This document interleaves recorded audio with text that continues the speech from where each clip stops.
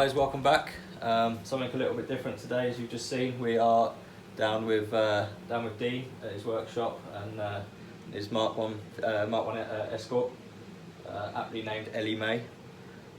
So I'm going to go, obviously you've just seen around it. I'll give you a proper walk around it, let you know what's going on, but it's quite a special build. We'll come to the engine in a minute. We'll whiz around the back first, and then we'll come up to the interesting bit at the front there. Yeah. Okay, so I'll start with the interior, or lack of at the moment. But we've got your usual sort of Mk1 Escort stuff going on in here.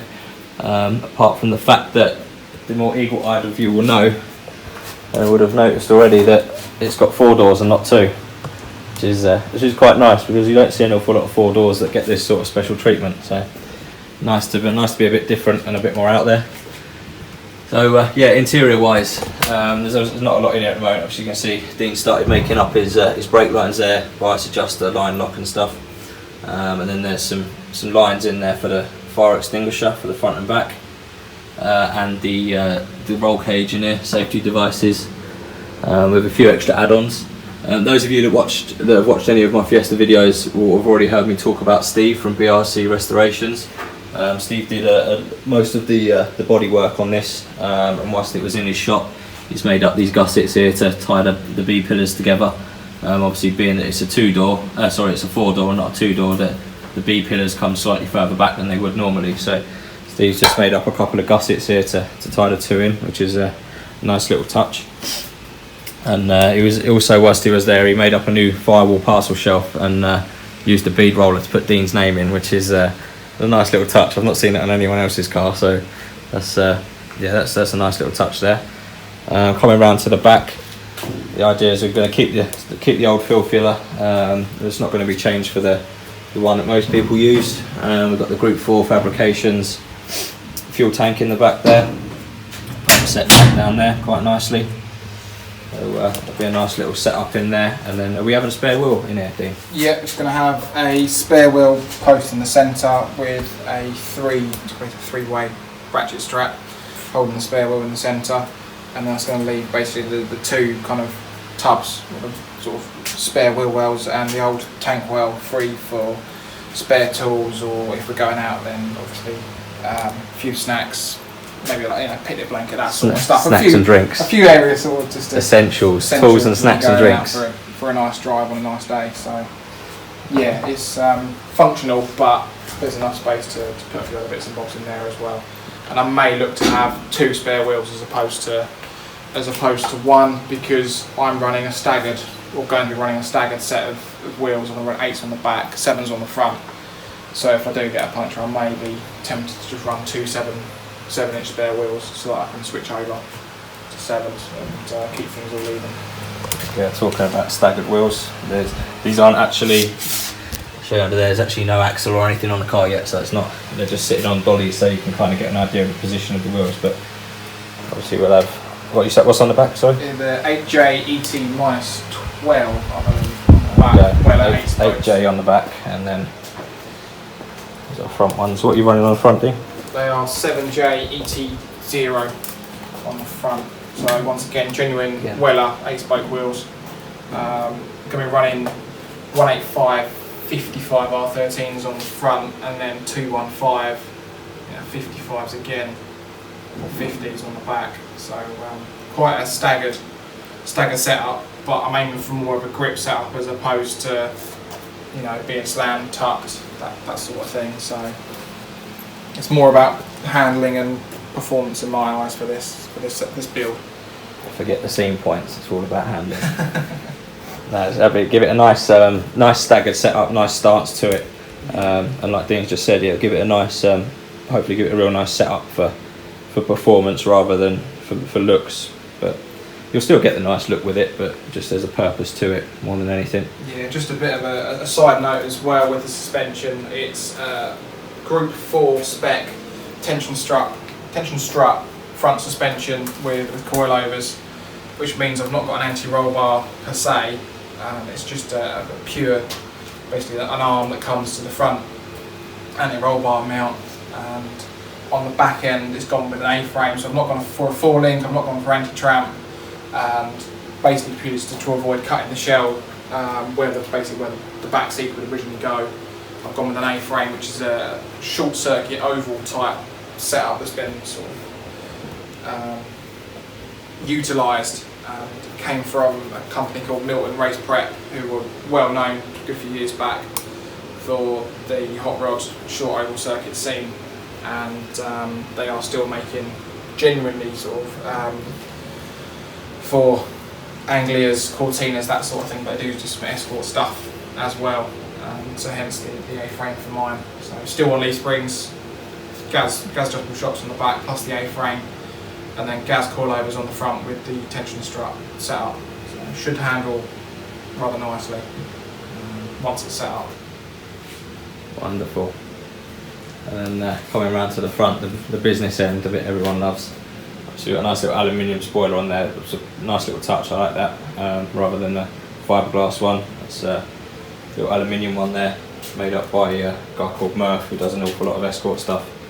There's some 4AG stuff over in Thailand. Ships his stuff back over here. I've got the trumpets on, the velocity stacks on the Fiesta actually came from him a few years back, so yeah, some nice stuff from him. And then the power plant up the front here, as you can see, is it hasn't got a Ford logo on it. It's got something a little bit different on it. Let me just move some of these nuts off the top there. You can see it's got a Toyota logo on it. And so the more eagle-eyed of you will know that that's a black top 4AG 20 valve. I was about to say 20 valve turbo then, it's not. It's 20 valve naturally aspirated. Although maybe we should put a turbo on it. Maybe we should just be done with it and put a nice big Garrett in there. There is some space for a turbo. So yeah, nice different engine. I've not seen, I don't know of any other, I'm sure there is Mk1 Fiesta Escorts out there running these engines, but I can't say I've seen any. Do you know of any? I've seen, or been in communication with a couple of guys. One put a 20 valve blacktop into a Mark II. He started his after mine. There was a guy with a Mark II who's now running a SR20. I think he sort of set the whole thing off for me, moving over to a 20 valve as opposed to a 16 valve 4AG. And there's a couple, I believe, over sort of the West Country, Wales, that are running 20 valves, but there's quite a lot in sort of overseas, Thailand, sort of Bay Barbados, that sort of places. Yeah, a massively popular engine over in that part of the world. Thailand, there's a lot of them.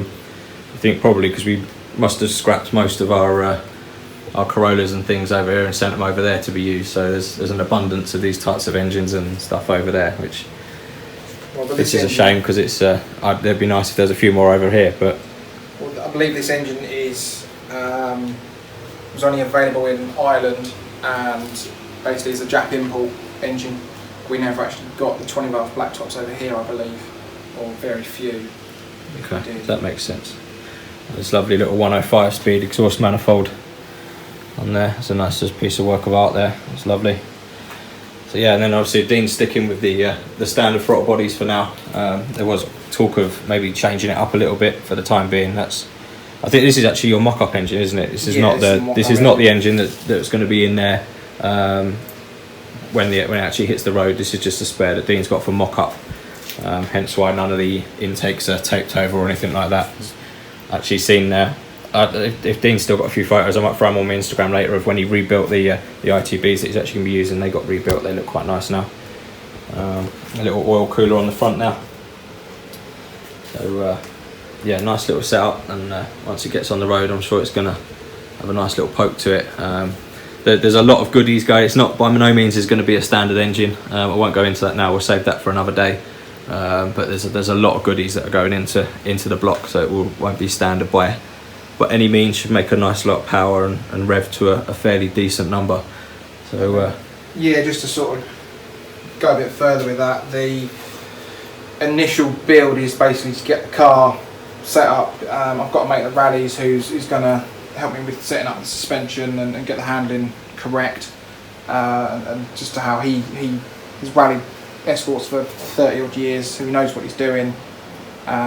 He's got a Austin Healey Sprite he's been building with a 20 valve black top as well, so I'm going to get him to sort the suspension out, so it'll come out with a standard engine initially, and then once I've sort of got everything else sorted, it's going to be switched over to essentially a full a full race engine. So the standard engine is 165 horsepower and sticking as a 1.6 within reason, without giving too much away.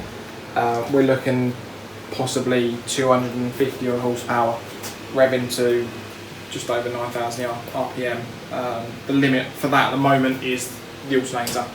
I'm right up on the limits of what the alternator can handle, so without changing pulleys for the moment, the race engine will run to about 9,000 RPM. The crank is good for, I believe it's about 11,000 RPM. So oh, there you go then, 1.6 making 250 horsepower, naturally aspirated. Stand it out the light. Cool, okay guys, so there you have it. That's Dean's Mk1 Escort, more door. It's yeah, certainly nice little build. It's by no means a new build. Dean's been going at it for 9 years now. Yeah, 9 years. I've had this car since I was 16, so we're coming up 13, 14 years, starting next year. It's been in this workshop since 2010, and it's only come out once, which was to go to BLC restorations. I've done a lot of the work myself. Got to a point I sort of hit a brick wall with things, so I got into contact with CV, and he sort of basically said, I've got a slot available, would you like it? And I said yeah. So we cut the whole front end of the car off, started again, and he's basically done 2 new inner wings, the front panel, obviously all the rad support panel. So it's progressed sort of over the last year or so, probably more than ever before, to a point. The engine obviously was mounted before, but it's, yeah, more so in this last year. So it's quite difficult to it's quite difficult to see it, but just because of the light. But you can see on the front of this wing here where Steve's had to cut. This is a reproduction panel.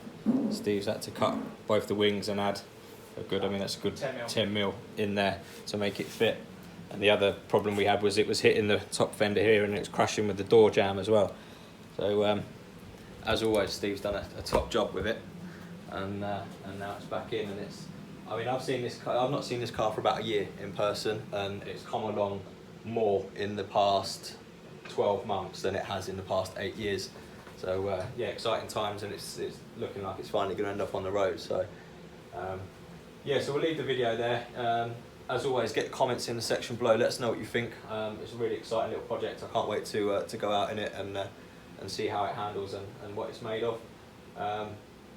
Dean's Instagram is at curlywhirly90, so go over there and give that a follow. There's a few pictures of the original build and before the front end and everything went on, so if you're interested in that. And I believe there's actually some pictures of some of the engine goodies, race engine goodies there as well, so if you want to get a little sneak peek on what's going on with that, make sure you get over there and see that. But yeah, for another video, that's it guys. Comment, like, subscribe, and I'll try and get down here in a couple of weeks' time to get a bit more of an update on Dean's Escort. But there you go. Cheers for watching, guys.